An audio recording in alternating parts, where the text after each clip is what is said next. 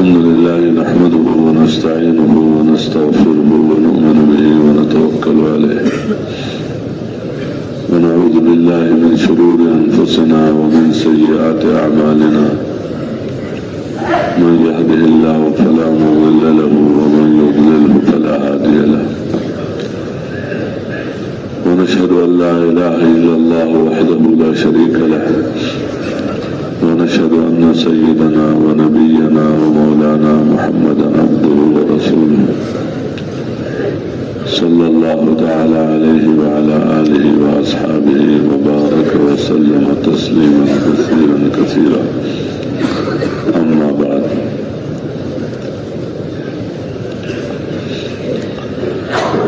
میرے محترم دوستوں بزرگوں اور بھائیوں،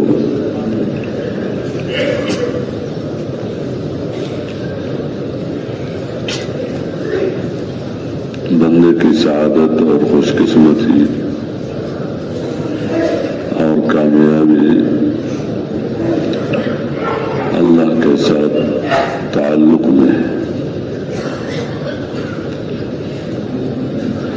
جتنا بندہ اللہ کا محبوب بنتا چلا جائے گا اور اللہ کے ساتھ تعلق بڑھتا چلا جائے گا، اتنا اللہ جل شانہ اپنے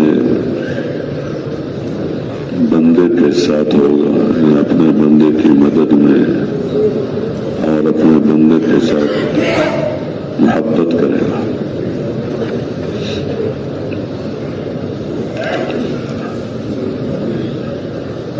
اس لیے انبیاء علیہ السلام نے جو محنت کی ہے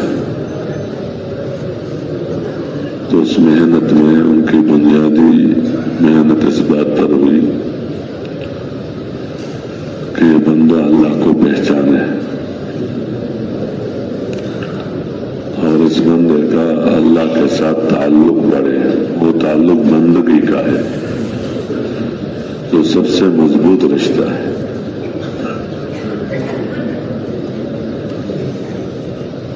اور اس کی بنیاد ہے شہادت اس بات کی کہ اللہ کے سوا کوئی عبادت اور بندگی کا لائق نہیں، اور محمد صلی اللہ علیہ وسلم اللہ کے رسول ہے۔ یہ بنیاد ہے۔ اس لیے حضور پاک صلی اللہ علیہ وسلم نے اگرچہ مکہ مکرمہ میں ابتدائی طور پر محنت کی اور وہاں لوگوں کو دعوت دیتے رہے، کہ مخاطب سارے دنیا کے انسان ہیں، کیونکہ حضور صلی اللہ علیہ وسلم پوری دنیا کے انسانوں کے لیے نبی بنا کر بھیجا گیا، تو نیت ان کی عالمی تھی اور خطاب بھی مخاطب پوری دنیا کے انسان۔ اس لیے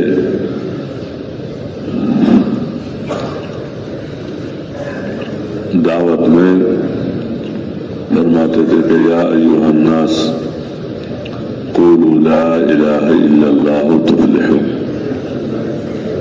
کہ تمام دنیا کے انسانوں تم لا الہ الا اللہ کا اقرار کر لو تو تم کامیاب ہو جاؤ۔ یعنی دونوں جہانوں میں کامیابی کا جو ذریعہ ہے وہ اس کلمے کا اقرار ہے۔ ہر قسم کی کامیابی، انفرادی ہو، اجتماعی ہو، کچھ بھی ہو۔ اس لیے جب ایک دفعہ کفار اور مشرکین نے ابو طالب سے بات کی کہ اپنے بھتیجے کو سمجھاؤ، یہ ہمارے معبودوں کو برا بلا کہتے ہیں، حالانکہ حضور صلی اللہ علیہ وسلم کی زبان سے اس کسی وقت بھی کسی کو برا بھلا نہیں کہا کہ ایسے عالی اخلاق تھے، اونچے اخلاق تھے، لیکن وہ اس کو برا بھلا سمجھتے تھے کہ یہ مخلوق ہے اور یہ مخلوق عبادت اور بندگی کے لائق نہیں ہے، تم اس کی عبادت کرو گے تو عبادت کی صورت میں یہ تمہیں نفع نہیں دے سکتی، اور تم اس کی عبادت نہیں کرو گے تو عبادت نہ کرنے کی صورت میں تمہیں نقصان نہیں دے سکتی، کیونکہ نفع اور نقصان کے مالک نہیں ہے، دینا لینا ان کے اختیار میں نہیں ہے۔ تو وہ اس کو برا بھلا سمجھتے تھے، یہ تو ہمارے معبودوں کی کمیاں بیان کرتا ہے۔ تو بہرحال ابو طالب سے کہا کہ بھتیجے کو بلاؤ تاکہ ہم آپس میں کچھ معاملہ طے کر لیں، کچھ وہ نیچے آ جائے، کچھ ہم مخالفت میں کمی کر لیں گے تاکہ ہماری بات بن جائے۔ بہرحال ابو طالب نے حضور پاک صلی اللہ علیہ وسلم کے پاس پیغام بھیجا، حضور پاک صلی اللہ علیہ وسلم تشریف لے آئے۔ ابو طالب نے کہا کہ یہ ہمارے قوم کے لوگ ہیں اور ان کی طرف سے یہ بات ہے۔ تو حضور صلی اللہ علیہ وسلم نے ارشاد فرمایا کہ میں تو انہیں ایک کلمے کی طرف ایک ہی بات کہتا ہوں، بس اگر انہوں نے میرے ساتھ اس بات کو مان لیا تو عرب سب پورا انہیں کا ہو جائے گا، ان کی تو آپس میں لڑائیاں بھی اسی لیے چلتی رہی اور ہوتی رہی، اور عجم ان کو جزیہ دیں گے، لیکن اس کلمے کے اندر یہ طاقت ہے۔ انہیں حضور صلی اللہ علیہ وسلم کی ایک حکمت تھی کہ ان سے بات کرتے وقت اس انداز سے بات کی جس کو وہ اندر چاہتے تھے۔ وہ چاہتا تھا کہ ہماری بڑائی ہو، ہماری بات چلے، جو بھی ہو۔ تو ابو جہل نے کہا کہ وابی کا 10 کلمات، کہ تیرے باپ کی قسم، اس طرح تو ہم 10 بات سننے کے لیے بھی تیار ہیں، ہم اس بات کو دیکھیں کہ دونوں جہانوں کی کامیابیوں کا وعدہ وہ اس کلمے کے ساتھ ہے، اور ہم سب اس بات کو جانتے ہیں کہ ابو طالب، یہ ابو جہل اور ان کے سرداروں سے جو حضور صلی اللہ علیہ وسلم نے بات کی تھی، وہ بعد میں آنے والوں نے اپنے سر کے آنکھوں سے دیکھ لیا کہ کس طرح پوری دنیا ان کی ماتحت رہی ہے۔ حضرت بکر رضی اللہ عنہ کے زمانے میں نوعیت اور تھی، حضرت عمر رضی اللہ عنہ کے زمانے میں پھر اور نوعیت، وہ ساتھ کے اعتبار سے حضرت عثمان رضی اللہ عنہ کے زمانے میں اور حضرت علی رضی اللہ عنہ کے زمانے اور، انہیں عجموں کا ان کو جزیہ دینا، یہ سب لوگوں نے اپنے سر کے آنکھوں سے دیکھا، کتابیں ان سے بھری ہوئی،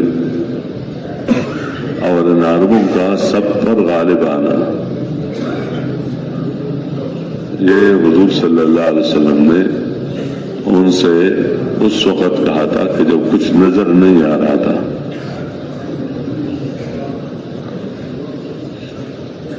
تو ابو جہل نے کہا کہ وابی کا 10 کلمات، تیرے باپ کی قسم، اس طرح تو ہم 10 بات سننے کے لیے بھی تیار ہے کہ جس میں ہمیں یہ ملے کہ ہم چودھری ہو، بڑے ہوں، اور آجم ہمارے ماتحت ہو، اور گویا تو حضور پاک صلی اللہ علیہ وسلم نے ارشاد فرمایا لا الہ الا اللہ، بس اللہ یہ تو ہم نہیں مانتے.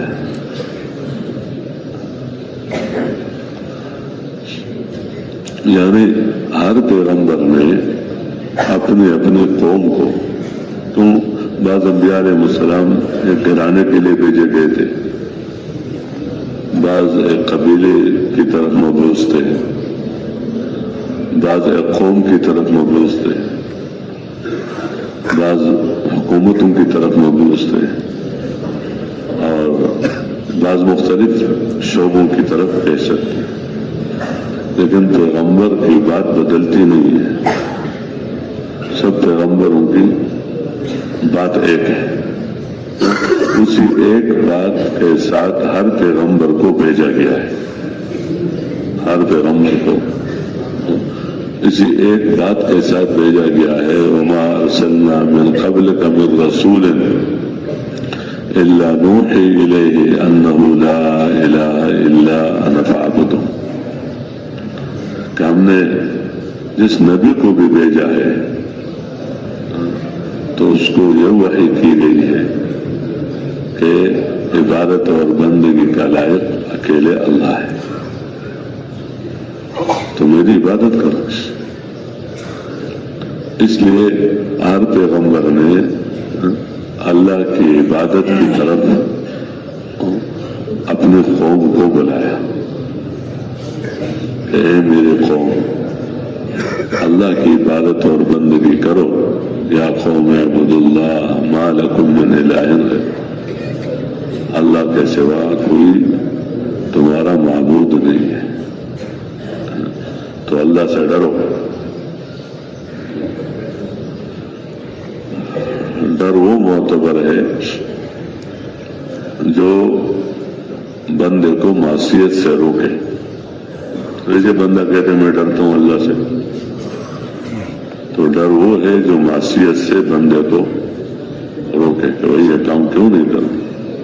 اللہ کے ناراضگی سے ڈرتا ہوں کہ اللہ ناراض نہ ہو جائے.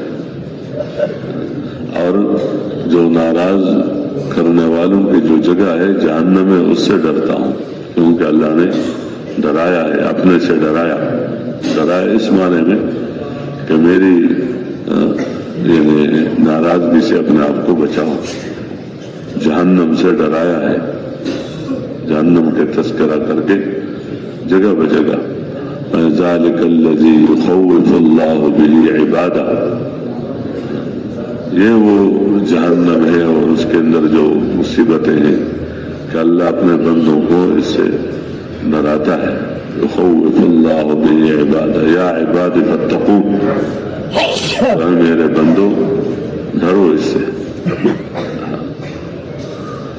امید وہ معتبر ہے جو بندے کو طاعت پر ڈال دے.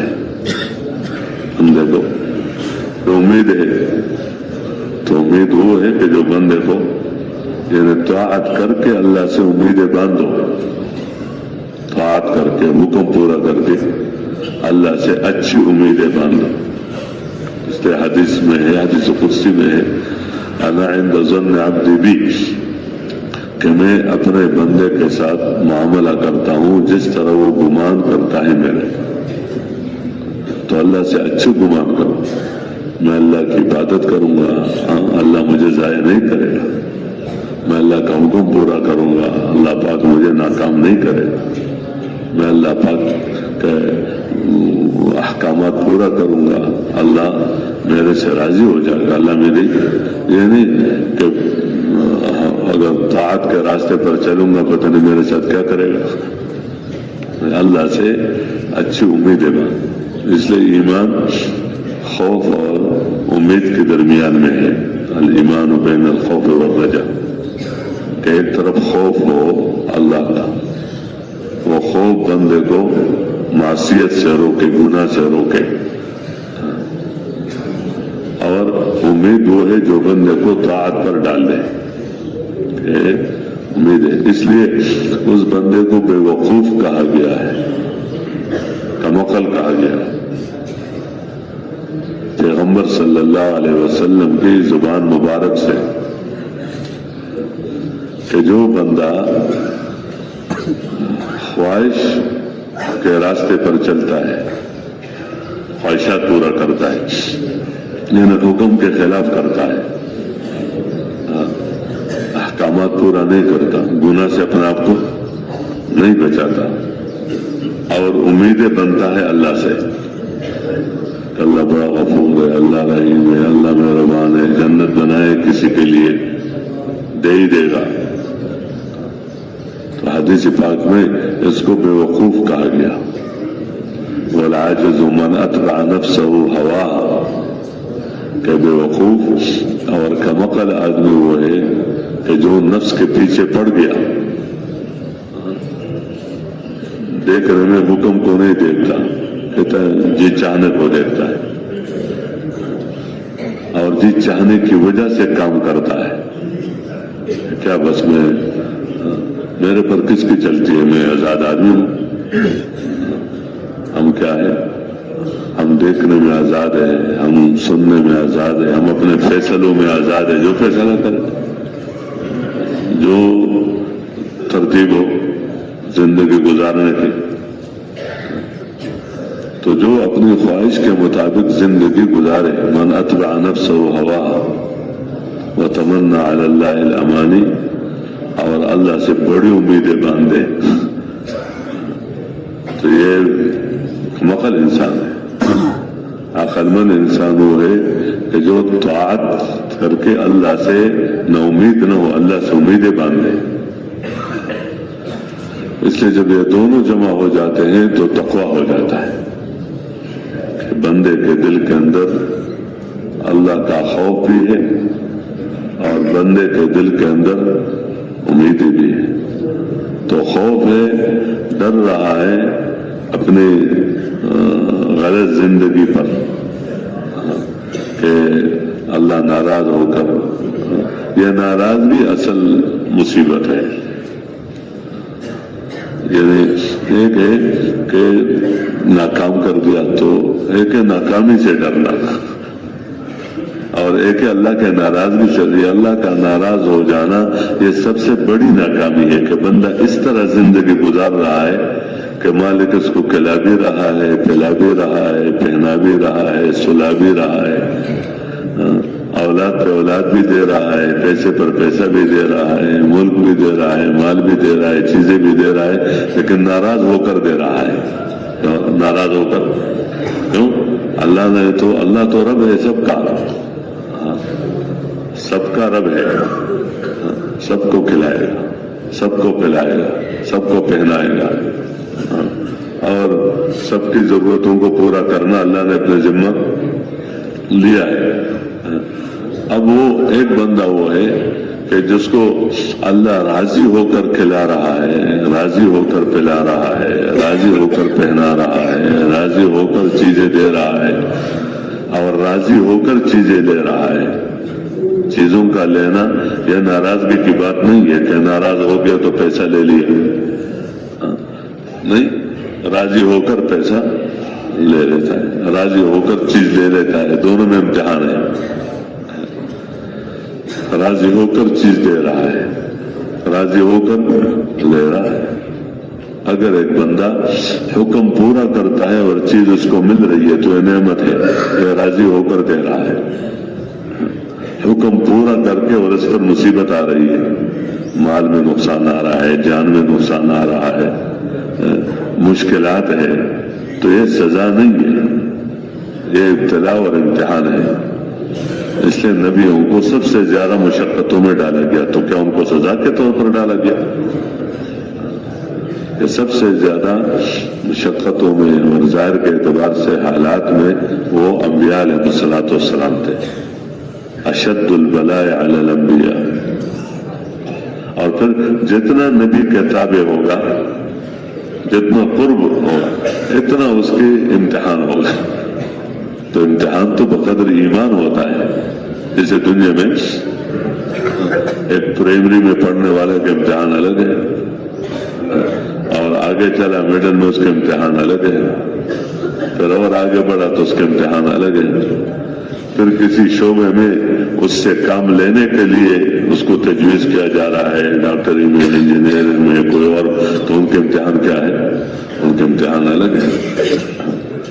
تو وہ تو جتنا آگے بڑھتا ہے تو امتحان تو آگے بڑھانے کے لیے ہوتا ہے، کوئی فیل کرنے کے لیے تو نہیں ہوتا، ناکام کرنے کے لیے تو نہیں ہوتا. لیکن اس طرح جتنا اللہ کے ساتھ تعلق بڑھے گا تو ادھر ابتلا ہوگا کہ ایک طرف حکم ہے اور ایک طرف خواہش ہے. خواہش کو پورا کر کے حکم پورا کرو، خواہش کو پورا کر کے حکم کے خلاف کرو گے کیا جائے گا؟ تو اب یہ نقصان کی بات ہے. اپنے خواہش کے خلاف کام کر کے حکم پورا کرو تو یہ کامیابی ہے.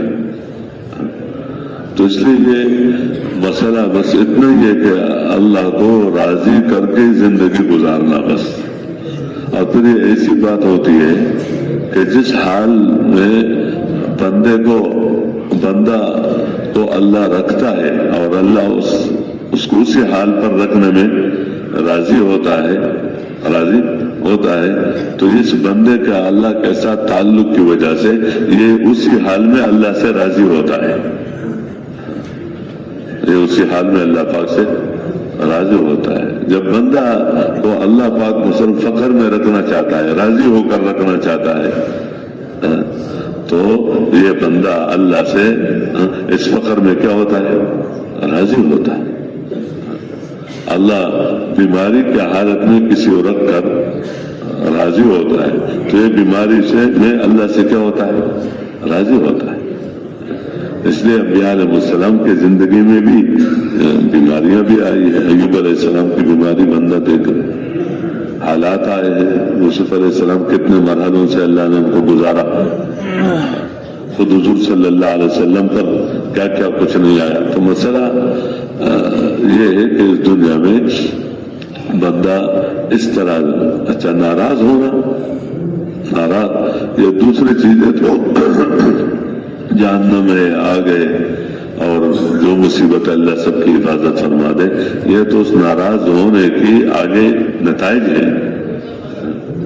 تو سب سے بڑی ناکامی کیا ہے کہ بندہ اللہ کو ناراض کر کے زندگی گزارتا ہے اور اس کو پرواہ نہیں ہوتا اور وہ جی چاہنے میں ہوتا ہے کہ جو میرا جی چاہے گا میں دیکھوں گا، اس طرح جس طرح میرا جی چاہے گا میں سنوں گا. جو بات کرنے کو جی چاہے گا تو زبان پر بولوں گا، میں آزاد ہوں. جس طرح میں کھانے کو پینے کو لباس ہے، شادیاں ہیں، غامیاں ہیں، دوستیاں ہیں، لڑائیاں ہیں، محبتیں ہیں، بس جو جی چاہے گا میں وہ کروں گا. اور ایک یہ ہے کہ میں اللہ کا بندہ ہوں، میں اپنے نفس کا بندہ نہیں ہوں. نفس میرا الہ نہیں ہے، نفس میرا الہ، نفس میرا معبود نہیں ہے. ایک جگہ بتایا افرأیت من اتخذ الہہ ہوا،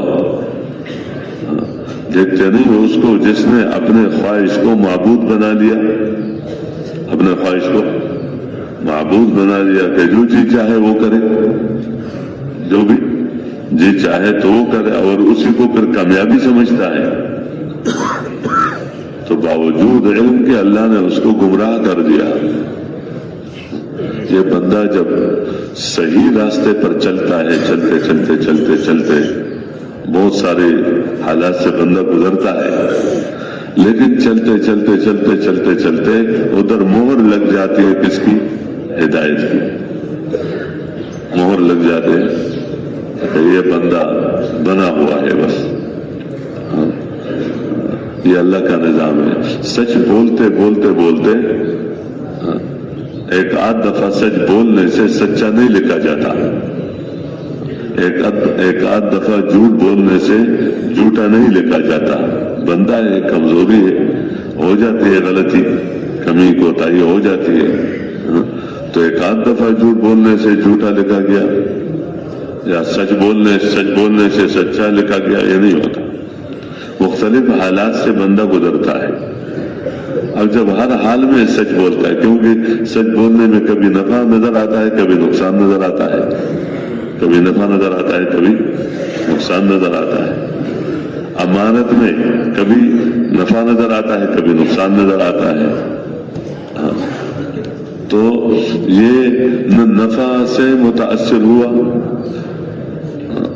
اور نہ نقصان سے. کیا ہے کہ نفع ہاتھ سے چلا جائے گا، نقصان اٹھانی پڑے گی، نہیں، یہ سچ ہے. تو جب مختلف مرحلوں سے اللہ اس کو گزار کر جب یہ تو آخر میں لکھا جاتا ہے صادق، کب یہ سچا ہے. یعنی کثرت مزاولت کی وجہ سے مختلف حالات سے گزرتے گزرتے جب انسان ہر حال میں اس طرح، تو اب اس کے لیے سچ بولنا کوئی مشکل نہیں ہوگا، بس اللہ اس کے لیے کیا کر دے گا. جھوٹ بولتے بولتے بہت سارے مرحلے آئے لیکن نہیں چھوڑتا، بولتے بولتے بولتے آخر وہ کیا لکھا جاتا ہے، کاذب لکھا جاتا ہے. یہ پھر وہ مہر ہوتا ہے جو کہا جاتا ہے کہ دل پر مہر لگ گیا. تو مہر لگ گیا اس وجہ سے غلط کر رہا ہے نہیں، غلط کرتے کرتے مہر لگ گیا. سچ بولتے بولتے کیا لگ گیا، مہر لگ گیا. تو ایسا بندہ وَأَضَلَّهُ اللَّهُ عَلَى عِلْمٍ، باوجود جاننے کے غلط کر رہا ہے اور مہر لگ گیا اس پر. وختم علی قلبہ وسمعہ. بہرحال میں یہ عرض کر رہا تھا کہ انبیاء علیہ السلام نے اس کی طرف پکارا کہ تم اپنے رب کے ساتھ اپنے رشتے کو مضبوط کرو. وہ رشتہ عبادت کا ہے. کس کا ہے؟